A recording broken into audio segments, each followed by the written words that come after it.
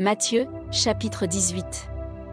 En ce moment, les disciples s'approchèrent de Jésus, et dirent, « Qui donc est le plus grand dans le royaume des cieux ?» Jésus, ayant appelé un petit enfant, le plaça au milieu d'eux, et dit, « Je vous le dis en vérité, si vous ne vous convertissez et si vous ne devenez comme les petits enfants, vous n'entrerez pas dans le royaume des cieux.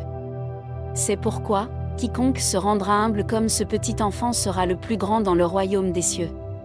Et quiconque reçoit en mon nom un petit enfant comme celui-ci, me reçoit moi-même.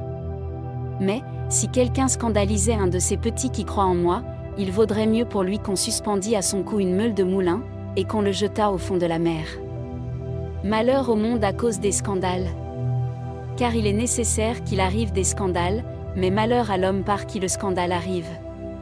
Si ta main ou ton pied est pour toi une occasion de chute, coupe-les et jette-les loin de toi, mieux vaut pour toi entrer dans la vie boiteux ou manchot, que d'avoir 2 pieds ou 2 mains et d'être jeté dans le feu éternel. Et si ton œil est pour toi une occasion de chute, arrache-le et jette-le loin de toi, mieux vaut pour toi entrer dans la vie, n'ayant qu'un œil, que d'avoir 2 yeux et d'être jeté dans le feu de la géhenne. Gardez-vous de mépriser un seul de ces petits, car je vous dis que leurs anges dans les cieux voient continuellement la face de mon Père qui est dans les cieux. Car le Fils de l'homme est venu sauver ce qui était perdu. Que vous en semble ? Si un homme a 100 brebis, et que l'une d'elles s'égare, ne laisse-t-il pas les 99 autres sur les montagnes, pour aller chercher celle qui s'est égarée ? Et, s'il la trouve, je vous le dis en vérité, elle lui cause plus de joie que les 99 qui ne se sont pas égarés. De même, ce n'est pas la volonté de votre Père qui est dans les cieux qu'il se perde un seul de ses petits. Si ton frère a péché, va et reprends-le entre toi et lui seul. S'il t'écoute, tu as gagné ton frère.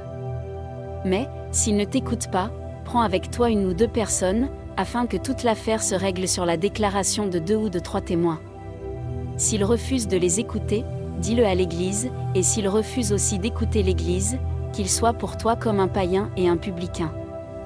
Je vous le dis en vérité, tout ce que vous lirez sur la terre sera lié dans le ciel, et tout ce que vous délierez sur la terre sera délié dans le ciel. Je vous dis encore que, si 2 d'entre vous s'accordent sur la terre pour demander une chose quelconque, elle leur sera accordée par mon Père qui est dans les cieux.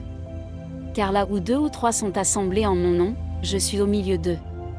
Alors Pierre s'approcha de lui, et dit, « Seigneur, combien de fois pardonnerai-je à mon frère, lorsqu'il péchera contre moi ? Sera-ce jusqu'à 7 fois ?»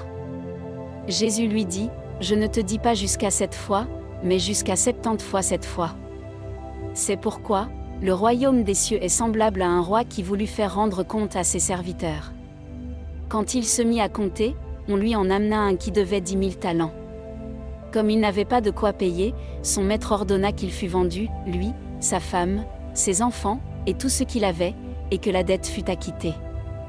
Le serviteur, se jetant à terre, se prosterna devant lui, et dit, « Seigneur, aie patience envers moi, et je te paierai tout. » Ému de compassion, le maître de ce serviteur le laissa aller, et lui remit la dette.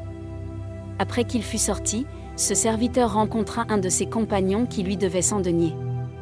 Il le saisit et l'étranglait, en disant, « Paie ce que tu me dois. » Son compagnon, se jetant à terre, le suppliait, disant, « Aie patience envers moi, et je te paierai. » Mais l'autre ne voulut pas, et il alla le jeter en prison, jusqu'à ce qu'il eût payé ce qu'il devait. Ses compagnons, ayant vu ce qui était arrivé, furent profondément attristés, et ils allèrent raconter à leur maître tout ce qui s'était passé. Alors le maître fit appeler ce serviteur, et lui dit, « Méchant serviteur, je t'avais remis en entier ta dette, parce que tu m'en avais supplié, ne devais-tu pas aussi avoir pitié de ton compagnon, comme j'ai eu pitié de toi ?» Et son maître, irrité, le livra au bourreau, jusqu'à ce qu'il eût payé tout ce qu'il devait. C'est ainsi que mon Père céleste vous traitera, si chacun de vous ne pardonne à son frère de tout son cœur.